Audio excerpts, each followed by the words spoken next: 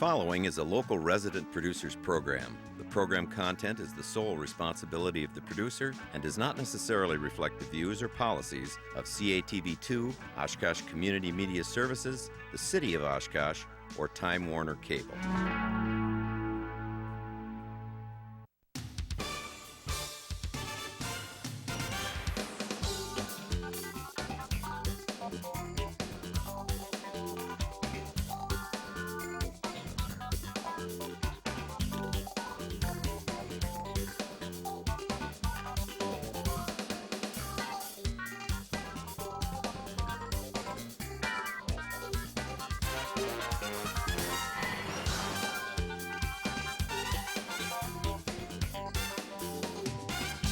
Hi everyone, welcome to Eye on Oshkosh. Cheryl Hentz along with Dan Rylance here.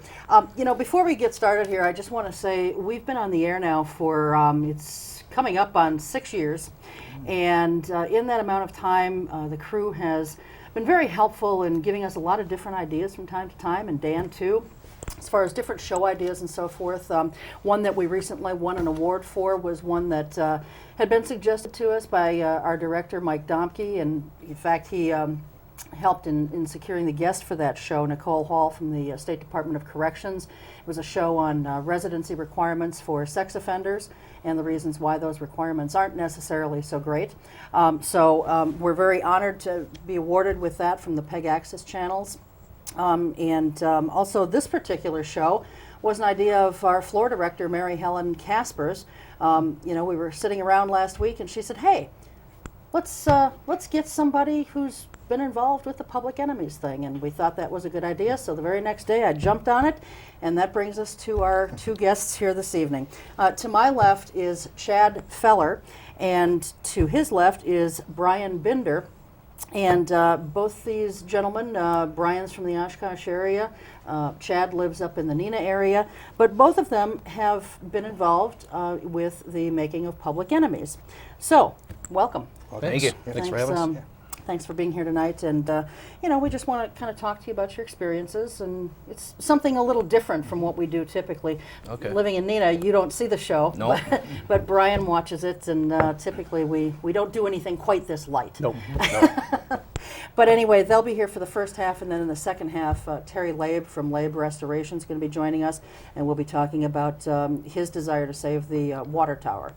So, with that, have either of you done acting in the past, or how did this kind of come to be? I haven't done any acting, and it just kind of came about from the casting call that they had in town. I went with some friends and just on a lark thought, well, give it a shot and see what happens, and, I got the call, so.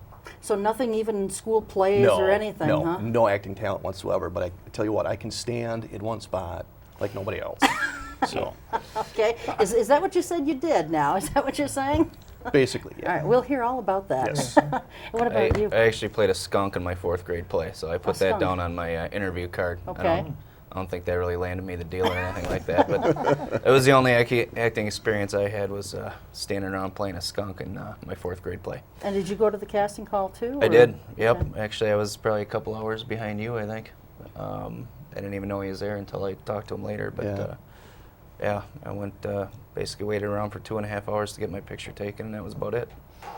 So what was that casting call like? I mean, you get your picture taken, you fill out a little brief history, or what's involved in that? We got there really early, like probably an hour before the line opened, and we're just standing in line, and there's probably 1,000 people already waiting in line. And then some got let in, you're in the gymnasium, lines zigzagging back and forth. They had you fill out a form with basically your contact info, what size clothes you wear, that sort of thing. And then they took you into another section of the gymnasium and kind of explained what you'd be doing if you got a call. And then after that, they took your photo and said, if we need you, we'll give you a call. And that was that. It was like once you were inside, went pretty quick. So better to be inside than outside, because as I recall, that particular day was kind of cold and brutally blustery. cold. And, It was a little cold, yeah. Yeah. A lot of people not dressed for the weather either. So. But speaking of dress, were you dressed up in the clothing that they suggested people wear? Yeah, I had a suit on, just a suit like I wear to work, nothing, and go rob a Goodwill and get some old clothes or anything like that. And I didn't wear a fedora. I just wore my normal work clothes, shirt, tie, suit, and Yeah, that was about it. Yeah, same thing for me. I just grabbed a Navy suit and maybe a tie that I thought looked like something from the 30s, and that was it. Okay. So. You're both tall, young. Is that a sort of what they were looking for in your particular parts, or not? No. I don't know. I'm actually taller than what their height requirement was. Okay. I'm 6'2", and they were looking for people 6'1" and under, but I thought, Okay. well, I'll just slouch, and see what happens.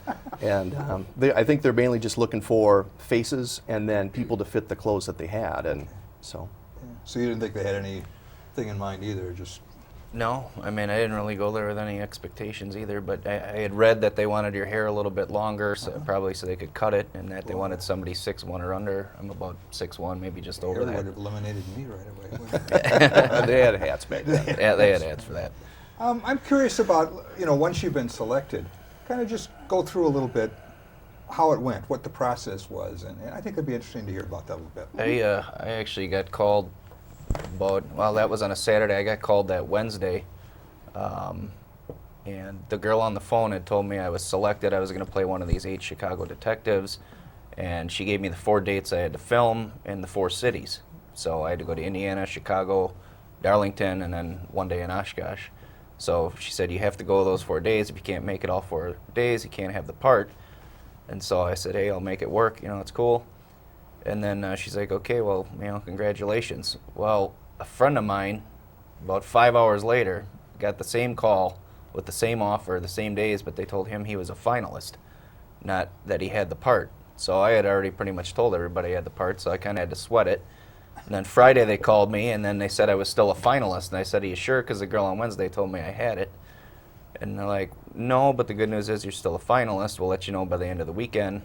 Sure enough, I got a call Saturday. They're like, okay, they told me, I don't know if this is true, they said the director handpicked me himself and that I was going to play one of these 8 detectives.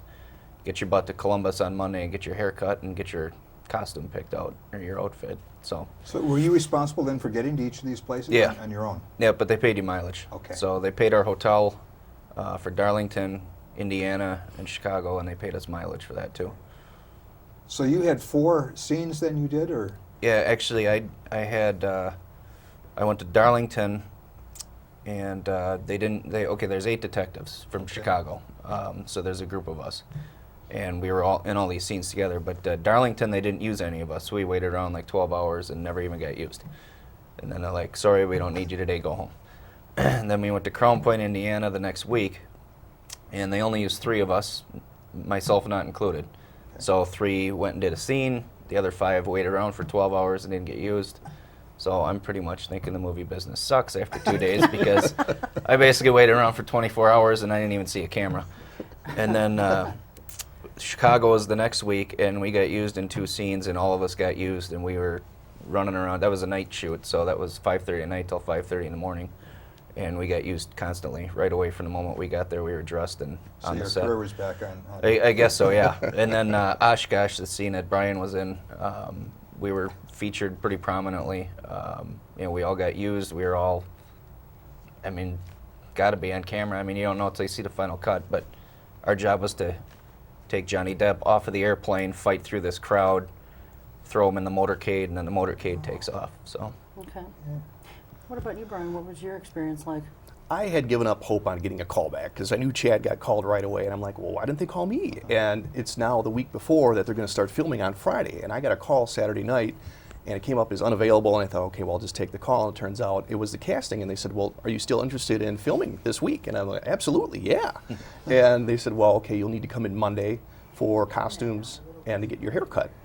And so I cleared it called my boss Sunday, cleared it with her, and everything was cool. And then, yeah, Friday we had our big scene out at Whitman, or at the Basler hangar. So it's kind of last minute, but that's the way it goes. Sure. Now, what do each of you do, in your normal life when you're not acting? You're working in banking. Yeah, go ahead. I work at J.J. Keller in inside sales. Okay. So your employers were both pretty amenable to, especially with you having to be in 4 different places. Yeah, plus, I had to take the next day, because we'd shoot all day in, say, Crown Point, Indiana, and then they'd give you a hotel. You're not going to drive 5 hours at 8 o'clock at night. I guess you could, but they put you up in a hotel, and so, work was cool. The benefit was I had these shoots once a week for about 4 weeks, so it's not like it was 7 days in a row, 4 days in a row, whatever. So 2 days off here, 1 day off there for work, and they were fine with it. So I just played catch up then when I got back later in the week. Okay, all right. Yeah, Employer too. My boss knew that I had gone to the casting call along with a bunch of other people, so when I called, she was completely understood and said, no problem, we'll just fill out the vacation requests and you're fine. So. Okay. Now, Chad, you played a detective. Yep. Okay. And Brian, you played a reporter. Started out as a reporter, then I got switched to photographer once Okay. the scene actually got going. Okay. So.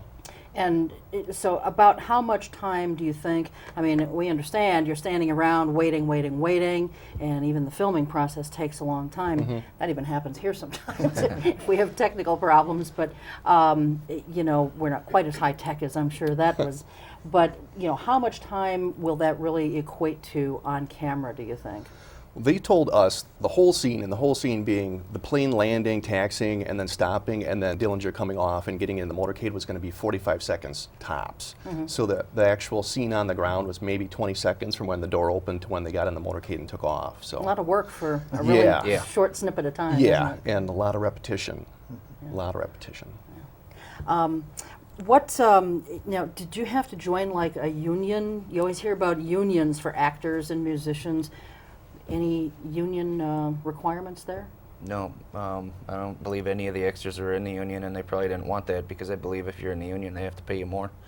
Oh yeah, those union wages. Yeah. They don't pay you much for being an extra. I don't know what your No. check looked like, but yeah. Can we ask without, what, you get paid per day or? You get paid, it was $65 for 8 hours work, Okay. and then beyond that it's time and a half. So Okay. And then double time after 12. Yeah, so double time if you after get to sit 12. around in a room for 13 hours like I did, I got double time for that last hour. But yeah, I was really surprised at the lack of paperwork that you had to fill out. It was basically your name, contact info, social security number, driver's license, and that Have you was been it. paid already? Yeah, I've gotten 3 checks so far. I got 1 more coming. Did Check you get is yours? still in the mail. So, Okay, yeah, because that's the only one I didn't get was the Oshkosh shoot. Yeah. So. Yeah. I don't know if I'll cash it. Maybe I'll just frame it. So. Can you share maybe an incident that each of you had with a friend or something after you did this, like a comment they might have made, or what sort of are you getting a lot of?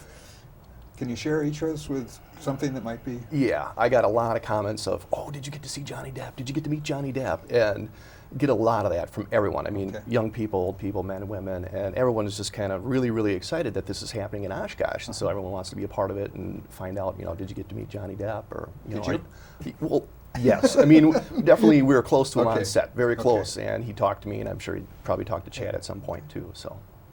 Yeah, I think my family didn't really even care that I was in the movie. They just wanted to know if I met Johnny Depp. So that's You were pretty real much important, huh? that's pretty much always my first question is if Yeah. I get to meet him. Fortunately, I got those 4 shoots. I saw them the first 2, but we didn't film, or I didn't, get in those scenes. And then Chicago, we did 2 motorcade scenes in Chicago. In between takes, I was in the car right behind him, so they're hauling him off. I'm in the car right behind him. Between takes, we would get out of the car because the car was warm, and we'd just hang out in the street. So, it wasn't like 200 extras running around. It was, maybe 20 of us. So, we would hang out with them. And then in that Oshkosh scene, there's the mob of whatever, I don't know, 100 people maybe. Yeah. Then there's the 8 detectives and the prosecutor that are on the plane or on the ground that take him out of the plane. So between takes, he's kind of with us over here, the mob's kind of over here. So, I definitely got to talk to him and stuff. But yeah, that's pretty much all anybody cared about. Yeah. Sure. Well, I think that viewers would probably kill us if we didn't ask. Absolutely. I mean, Yeah. what Oh, yeah. Oh, yeah. what is he like? Yeah. He's extremely nice. Very polite. He would say, he'd say hi to us. He recognized us in Oshkosh. He recognized most of us from Chicago, especially the guys that were in his car. And, one of the other detectives had told him about his stepdaughter when he was in Chicago. He remembered that. So when we wrapped for filming in Oshkosh, we were walking away, and he said, "Hey, hang on a second, I got something for you." Sent his assistant to his car, came back and gave him an autographed 8x10 of him as Captain Jack Sparrow from Pirates of the Caribbean, autographed to his daughter. Long little, love always, whatever it said on it. But so he actually remembered that, brought it to the Oshkosh shoot and gave it to him, which I thought was pretty nice. Very nice. Yeah. What impressions, if any, did you have of what this might be like, and how did that change after you've done it? What are you thinking about it now? What What did you learn, or what surprised you? You mean the like most? the before and after? Yeah, yeah. Well, I was only on the one shoot, and it Okay. kind of played out the way I thought it was, Okay. but I had expected that there would be a lot more sitting around from what Chad had told me. And basically, once we got there and got through hair and makeup and got our costumes on, we were on set and pretty much practicing right away.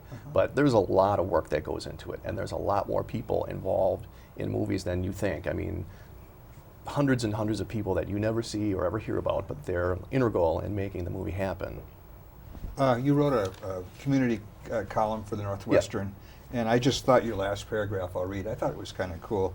I don't know if I'll make into the movie or not, but it was still an incredible, once-in-a-lifetime experience. Yeah, definitely. I Yeah. mean, when else are you going to have a chance to do this, you know? And if I make it in the movie or not, sure, I'd prefer to be in the movie, but if not, I still have the experience and the memories, so. Something to share with your kids and grandkids Yeah, someday. definitely. You know? Yeah.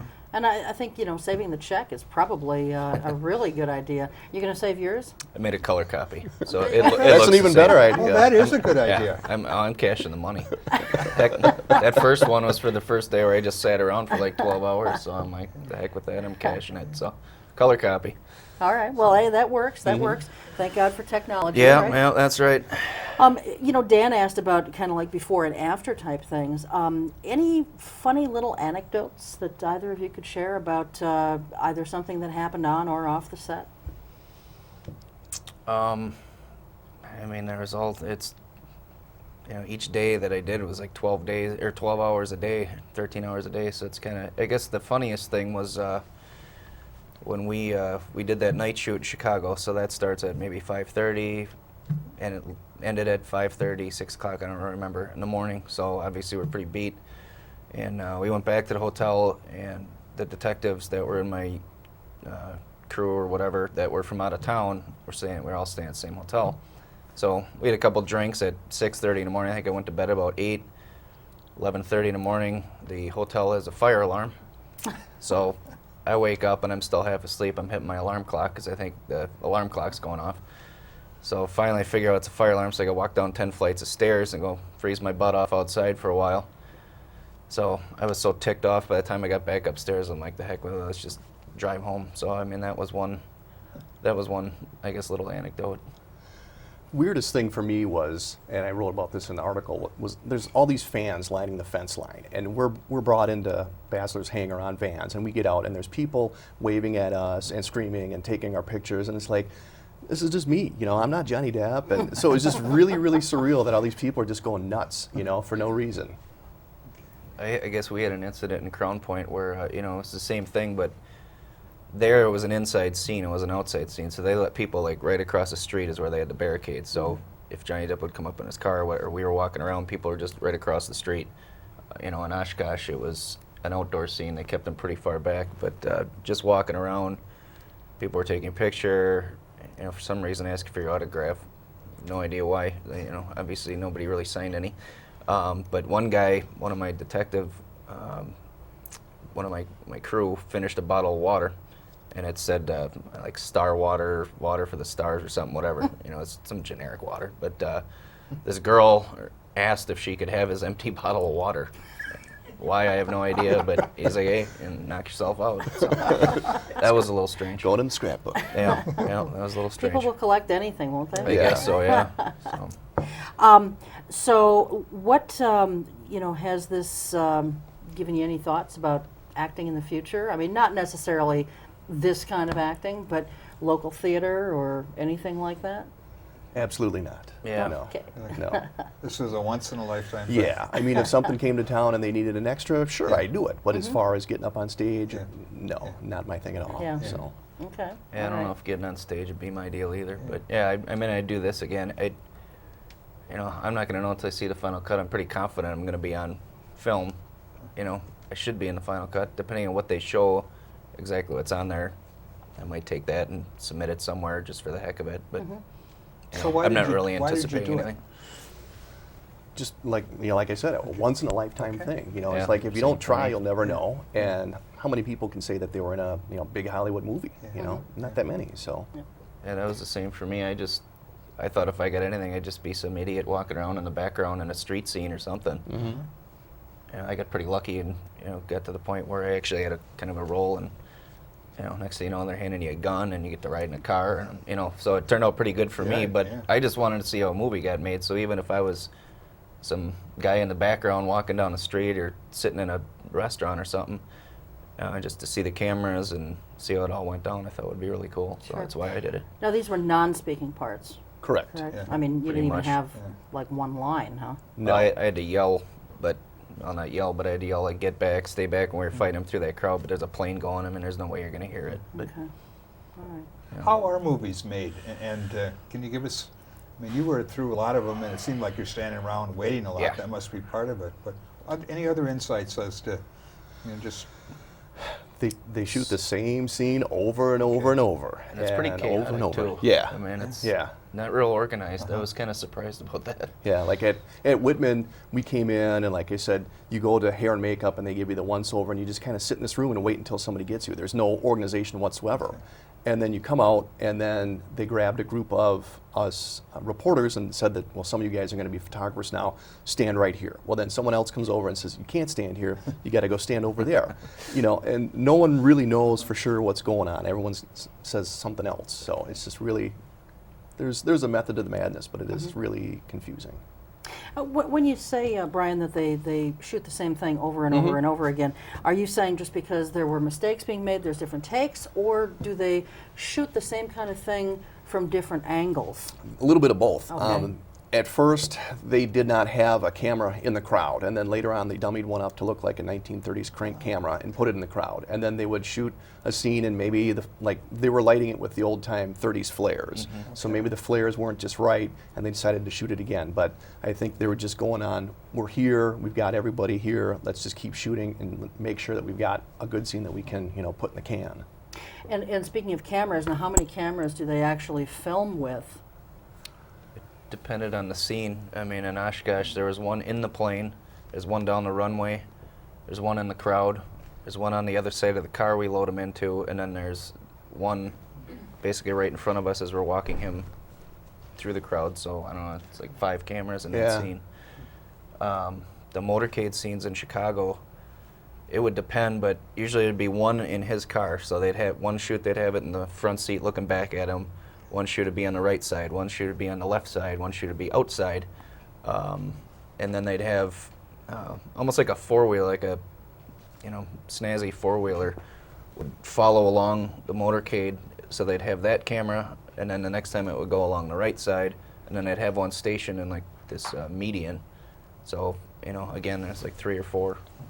So you never know what the heck they're going to use. Well, Just a minute, Cheryl, I got a note. Oh, okay. Our crew would like to know if you'd be available for autographs after. Yeah.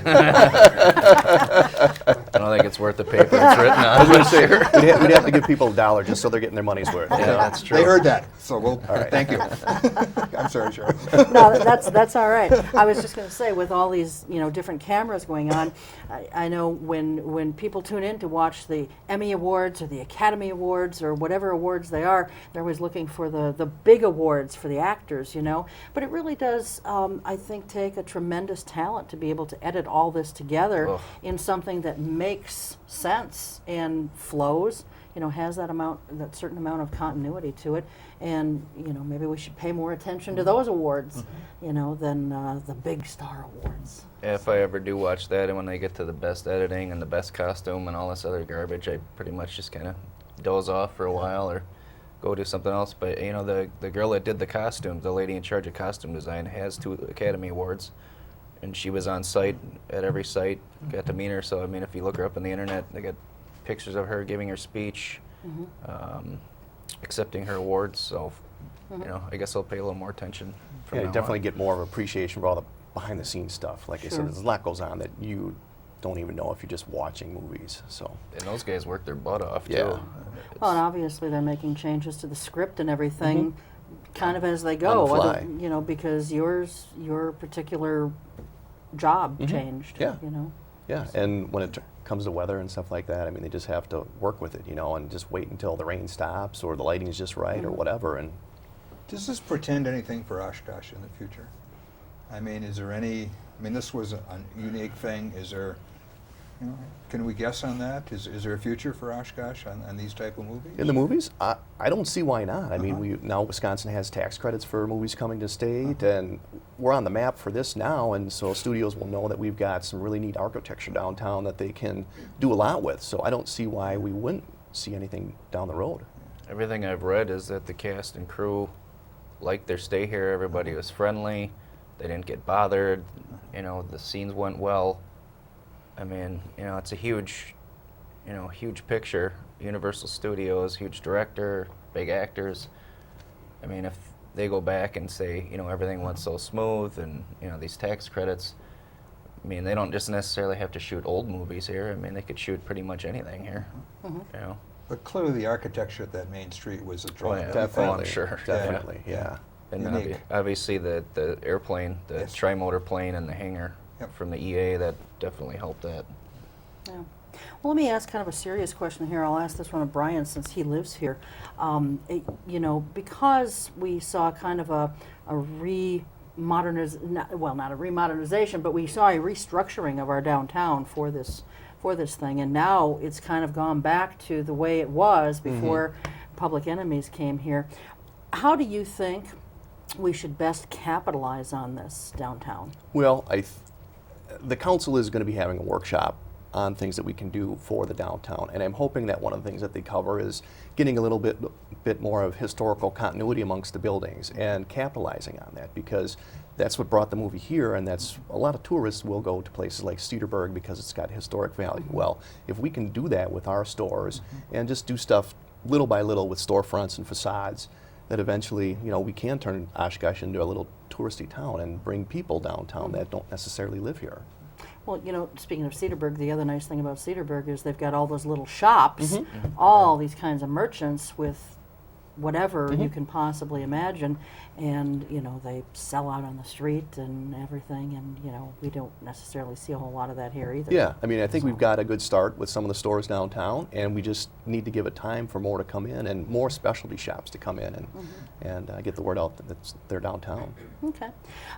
We've talked a little bit about the final cut and whether or not you guys will make it in or whatever. Now, when will you know? Do you get to see the final cut before it premieres, or how does that work? Not that I know of. No, I think we'll probably be in the theaters opening night looking for ourselves when the scenes Probably. come up, and it's like, there's my elbow, you know, and that's when we'll know. Do we know when opening night is?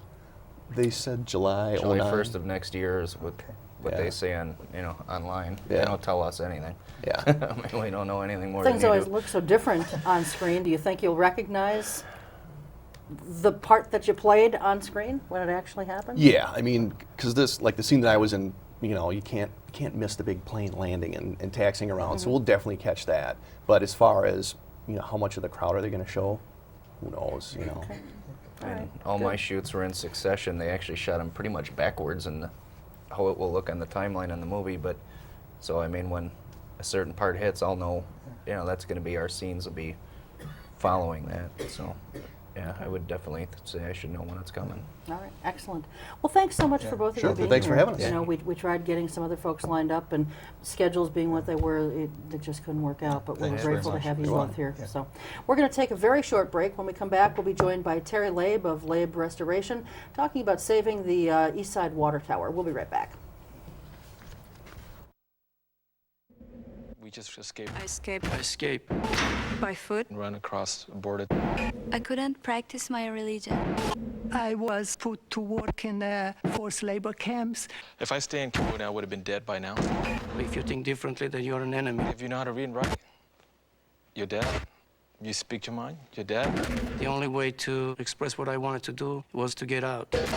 I got to the country when I was about 14 years old. I was 20. I was 24. I came here with nothing. No money, no English. America stood for freedom, it stands for freedom, and that's what all my generation, young generation, wanted to be there. For the first time, I felt like I have a right to be on this earth. Here, you can do whatever you want to do. I love my life here. I feel at home. I'm free to do what I want. Freedom to me means my life.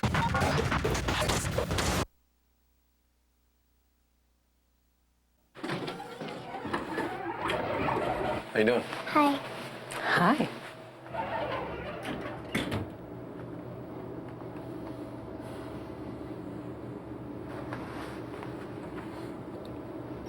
nice day. You too. Thanks. If only child abuse were this easy to recognize. If you even suspect abuse, call 1-800-4-A-CHILD. All calls are anonymous and confidential. Trust your instincts. Poor nutrition today will increase Sarah's chances of anemia, add to her healthcare costs, sick days, even stunt her ability to learn. And the thing is, Sarah's not even born yet. Get proper nutrition before it's too late. Call or visit WIC. WIC provides nutrition information, healthcare referrals, even food. Your child has you, and you have WIC. Hi, welcome back to the second half of Eye on Oshkosh. Cheryl Hentz and Rylance here, and we're joined now by Terry Labe of Labe Restoration. Now, for those of you who've been around here for a long time, or are natives of the city, or boaters in the area, you are no doubt familiar with the water tower on the far east side of Oshkosh. It's actually on the western shore of Lake Winnebago, and you can recognize it from the water because it's got a big beacon that has, for years and years and years, and Terry's going to tell us how long probably, has safely guided boaters back to our shores. Recently there's been some talk about tearing this tower down, because primarily, I guess, because there is some mechanicals underneath. This used to be part of the water filtration plant, and there's mechanicals underneath that are in, I don't want to say disrepair, but they're no longer up to code according to the DNR code. The DNR wants them fixed, and it's been told to the city council that in order to fix those mechanicals, the tower will have to come down. That is not necessarily so. I have since learned from Brian Bain, I guess there's a way to fix this stuff without tearing the tower down. But Terry is, along with a number of people in this community who feel that this tower should be preserved. I happen to think it should be preserved, but tonight we're going to find out why it should be preserved. We're going to hear about the history of it. And the Common Council was set to make a decision on this at their last meeting. Yes. And then they started hearing from people like yourself, and some weren't even sure that they were going to be voting on actually tearing it down. They were under the impression that it was for something else. So they did vote wisely to lay this over. Now, when is it coming back before the council, Terry? I think it comes back in 2 weeks. So that would be probably the second week in May. Mm-hmm. Yeah. Okay. So, let's start by getting a little history of this tower. I mean, you've been down to the library, you've researched this. Tell us about the history. Well, the tower itself was built by Works Progress Administration, 1936-37. And as you know, we were in the middle of the Great Depression at the time, and the newspaper article of the time clearly indicates that the job was started in January of 1936, and Peter Rasmussen and Sons got the contract to pour the footings, and that they were going to be employing 25 to 35 men a day, and they would all be coming off of the relief rolls. And so it was a project to put men to work. So that's the beginning of it. It is interesting in looking at the early history of water treatment in Oshkosh, which could be a whole nother discussion, but I think that it ties into the value of such a significant and obvious symbol for water treatment here in Oshkosh. And if I might, I just was captivated by some of the things that I was able to get out of the library yesterday. In other words, one dated in the Northwestern, November 11th, 1899. This is a statement by the city engineer which shows its direct connection of sewage with the public water supply.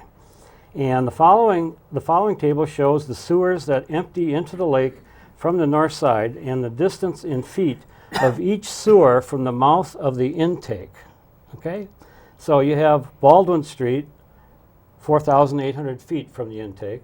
You have Irving Street sewer, 2,700 feet from the intake. You have Merritt Street, 700 feet from the intake. CP Street, 3,200 feet from the intake, and Washington, 2,100 feet from the intake. The point in the article was that just these on the north side of the river was enough to foul the lake so badly that they couldn't safely take water from the lake. So the first water plant here was actually 9 artesian wells in that site. And then the city grew so much that they couldn't provide the capacity, and they realized that they had to start treating water. And that began the process of really construction on that site for sedimentary tanks and cleaning tanks. Another really interesting part of this would jump ahead to 1924 when the waterworks was transferred from privately owned to city owned. And there's some very graphic illustrations in here of the discontent that the citizens had with the private ownership, in that some of they felt that the regulations were onerous. And some of the quotes in there was, well, if you don't pay that $1 fee, we will come and rip the stop box out of your terrace. And so at that point, it got transferred over to the city water utility as it is today.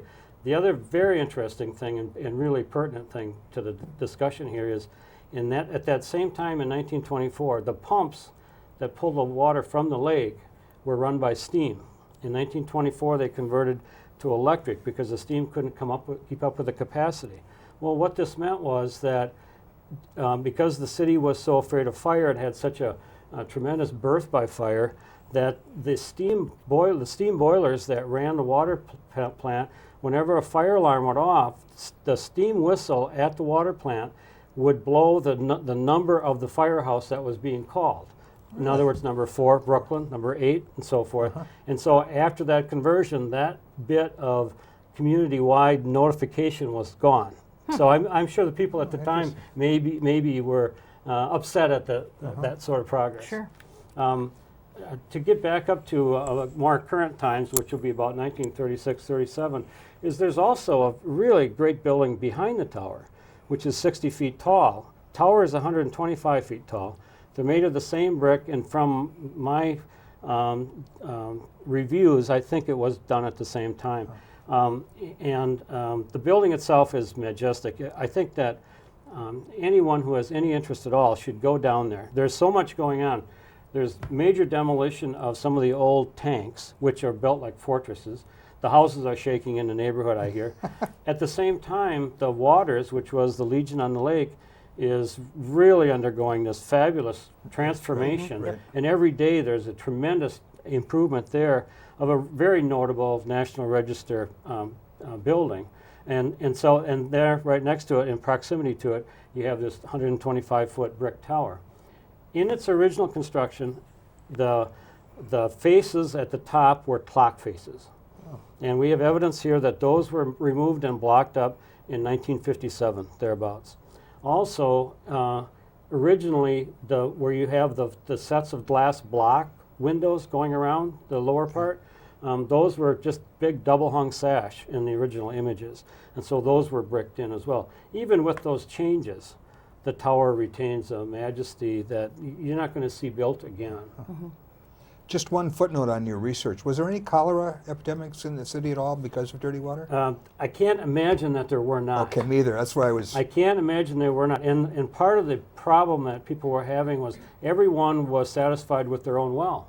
Yeah. And so the water utilities that privately held had a very tough time getting people to sign on. Okay. And ultimately that really was a societal change, but required by the exploding population. Okay. I was just curious because you know, that you kept saying the water were coming from where it would seem to be cholera is pretty... I do notice now, though, that strobe light's not lit, and I don't know why that is. I lived across from that plant for 22 years, and I never remember that light being out, and it's not on now. You're talking about the beacon The that strobe. kind of flashes? Yeah. Well, I wonder why not. Yeah. I don't know. How long do you think it hasn't? I don't know. Yeah, neither. I don't know, but I'd be very curious to hear about it. I've talked to a number of fishermen who want it kept, and I heard that the Outer Street Fishing Club had said that they didn't really need it. They could make do with a 2-story tower. I've heard exactly the opposite from the same club.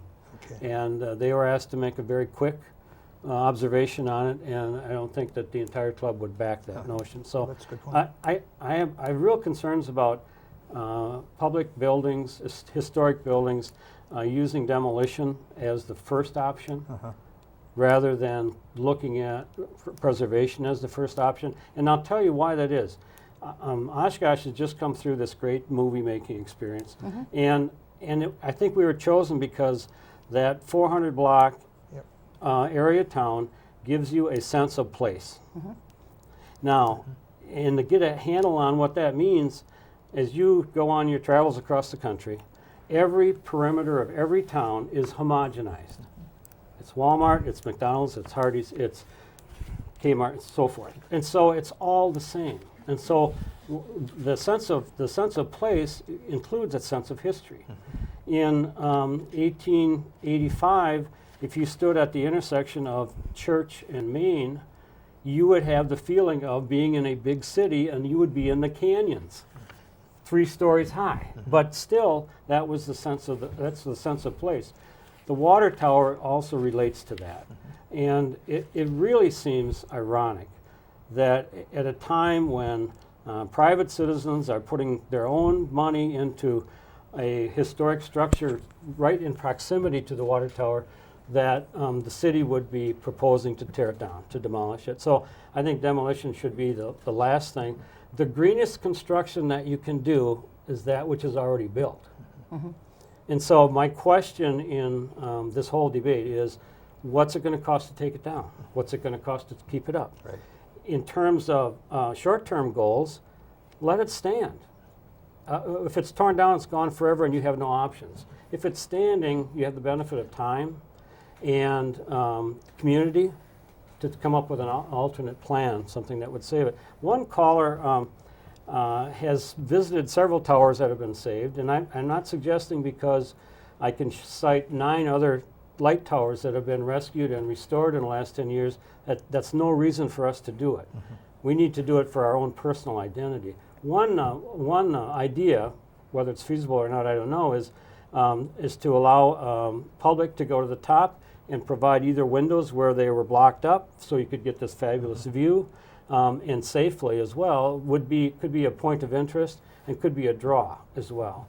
I know there are homeland security issues about protecting water treatment areas, but I'm certain fencing could take care of that. That's just one idea. I think that's a really neat idea. Come through. Actually use it. Yes. Well, it's done with lighthouses all the time. Yeah. So, I'm thinking of a couple in particular right up in Door County, Yes. where you can go up and tour them and look out over, Lake Michigan, and it's a wonderful experience. Yes. So,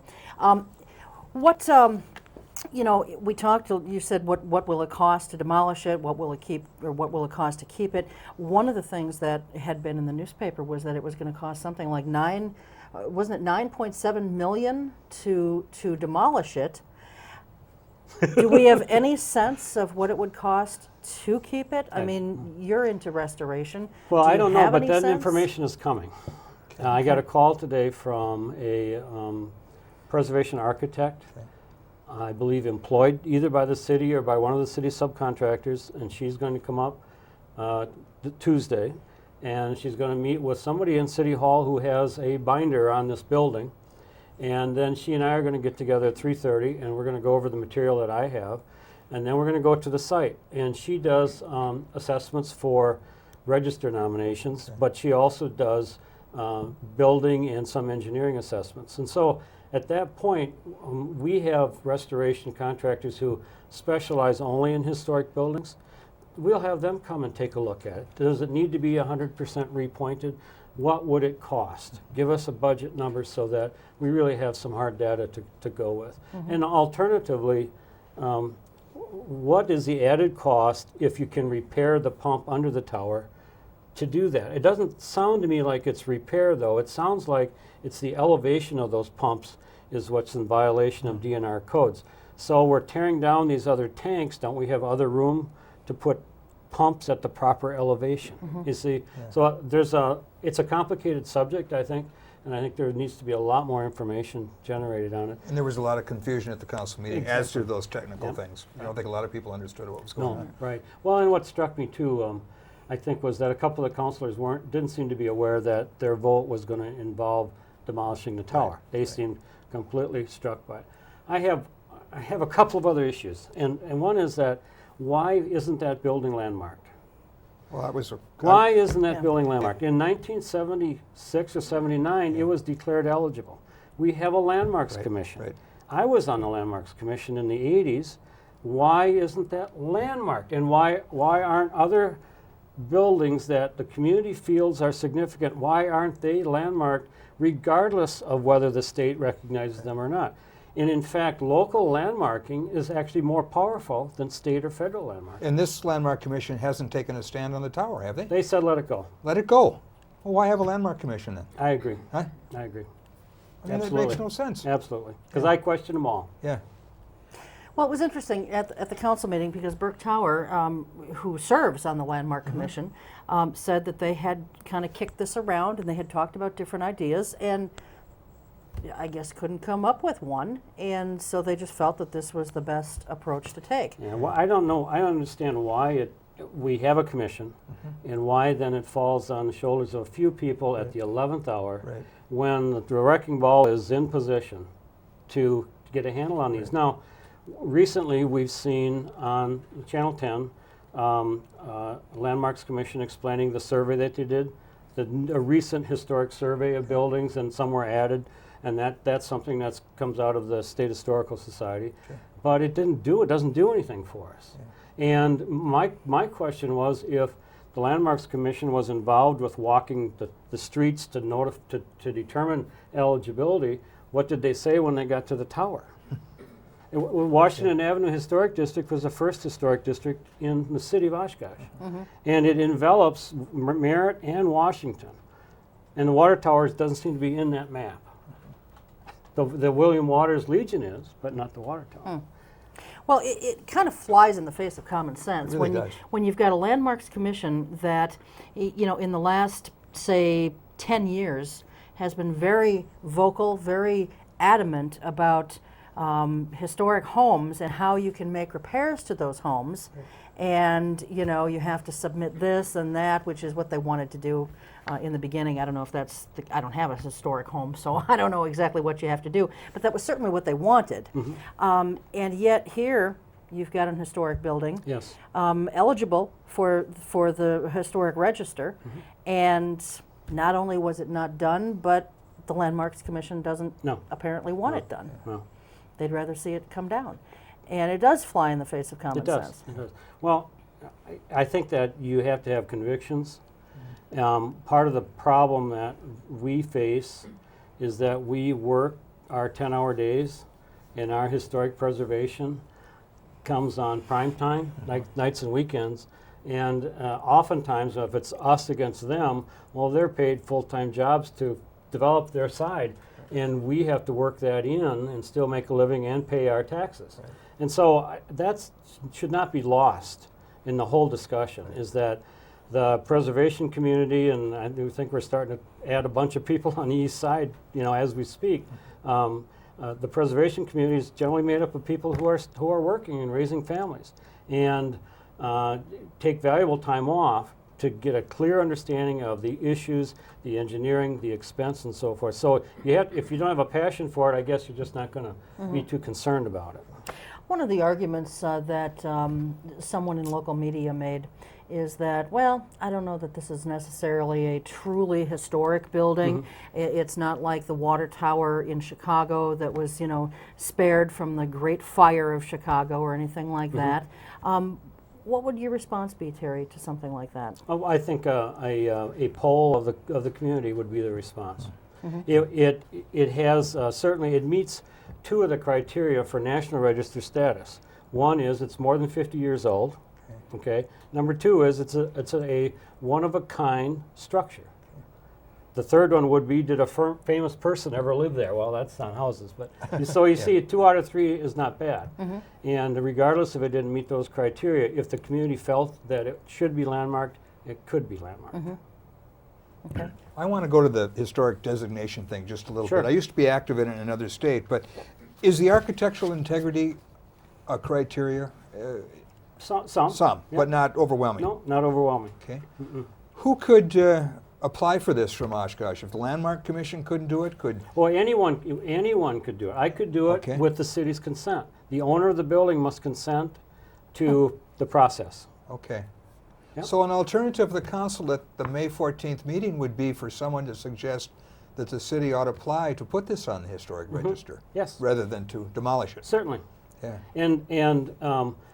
And what that does, and this happened with Reed School, and when they were going to demolish that register status then means that in order for the city to use any federal or state funds, they have to go through a compliance study done by the State Historical Society that would allow them to demolish the building, which can either save the building or just delay the demolition. I did call Jim Drager in Madison this morning, who's the chief restoration architect or preservation architect, and asked him for an opinion on it, and I didn't get a call back on it, and but I have no doubt that that would certainly be eligible for that status, and that would allow time to take a closer look at what are the alternatives. The Landmarks Commission in the late 80s had come up with a preservation ordinance in which demolition, the Landmarks Commission would have the authority to delay demolition for 90 days from the application of the permit to allow the Landmarks Commission to sit down with the owner and discuss alternatives. Now, that never either made it through or was never enforced. The Morgan plant buildings were all demolished without whimper. And those are the most historic buildings we've had. And so, once again, there is when you talk about historic preservation, you talk about ordinances, none of us want our hands tied by another overlay of ordinances. But in the face of demolition that is so easily and quickly performed, I think you need something, at least review of demolition permits. So if Joe Blogue comes into the inspector's office and says, I want to take down 1027 Washington, the inspector should look at a map, say, oh, that's in the middle, that's a historic house. You'll have to go across the hall and see the Landmarks Commission and find out what the ordinance is relative to that, and maybe we could talk to you about an alternate. That's the simple, reasonable, and diplomatic way to do it. We have more trouble here with municipal buildings than we do with private buildings because we don't have the mindset for historic preservation. Well, you know, in the alternative of the council or the city applying for the register, maybe an option would be, okay, the council approves something that a citizen can apply. Sure. And that the city wouldn't fight it. You know, that the But you're city saying that would give its permission permission. of the city is required. Yes. Yes. Well, right. Yeah. So have the city council then, if the city itself doesn't want to apply, and quite frankly, since the Landmarks Commission is recommending it come down, and you've got an acting city manager, much as I really like John Fitzpatrick, he wants it to come down. Our public works director says take it down. They're all kind of pushing for it. So I don't think we're going to get permission from the city. So maybe it would be something that the city council could say, you know, they could pass a resolution or something that a private citizen could make application, and the city would not fight it. Yes. You know, that they would just give their permission, Terry, not necessarily Terry, how apply. cumbersome is the application process? Eligibility is pretty easy. Is it? Yeah. Okay. To be placed on a national register requires a fairly intensive survey of the building and the history of the building, and you end up with a document about like that. And we've paid, I think we paid a consultant about $2,000 to do the National Register application for Reed School in 1994. I paid $1,500 to have what was Father Carr's place to be on a corner of Main and Merritt. To have that placed on the register, I think I paid about $1,500 for that at the time. And so there is that cost involved, and it's not something we have anybody in Oshkosh that can do. We get consultants who are who know how to do it, and then we get the process going. Okay. What, other than the emotional, historic, sentimental support that's out there for this tower, what is there any kind of financial support to either pay for the process to, have this put on the register if that's the route that it takes, or to help, fund the repair or raising of these mechanicals, if you will? I mean, foundation money or anything like that? Well, it's possible. I mean, the Oshkosh Area Community Foundation does it. All the calls that I get are, "What can we do?" But nickels and dimes aren't really going to do it. So I have held off on, founding Friends of the Water Tower and do a nonprofit. My interest is in seeing the city and the city council work with the public funds that they have from our tax dollars to come up with a solution. And then if they can't, what is the shortfall? And not automatically fall back on private citizens going into the shrinking piggy bank to cover things which should be part of the local government's process and priority. Education is a big part of it. I've often said, I wish some of these people would leave Oshkosh and go to another city once and see how much they value their historic properties. But we're a little bit behind the times in that education. And I've been here 30 years, and I feel like we've lost every battle. I have a lot of clients who move here from the East and West Coast who say you have a wonderful collection of historic building stock compared to what they lost. In the 70s, which was the demolition craze across the country, a statement was developed that said, from the preservationist point of view, never demolish unless you have the development plan in place. And that was the mantra through the 80s, which slowed down demolition, possibly saved the Grand Opera House and a lot of other structures. But then we saw in our own history here in the last 20 years, demolition and then debris for years. And some of it is driven by economics. The developers run out of money, or planning doesn't work out right, or the markets go into the tank, which we have right now. But still, to look at these essentially wastelands and overgrown weed beds that we have, and we have a lot of them, that is really, that's unforgivable. If you had, let's go back to the Morgan site, for instance. If you had not had a development plan for those buildings, mothball them. And when you get the development plan, you can take it down.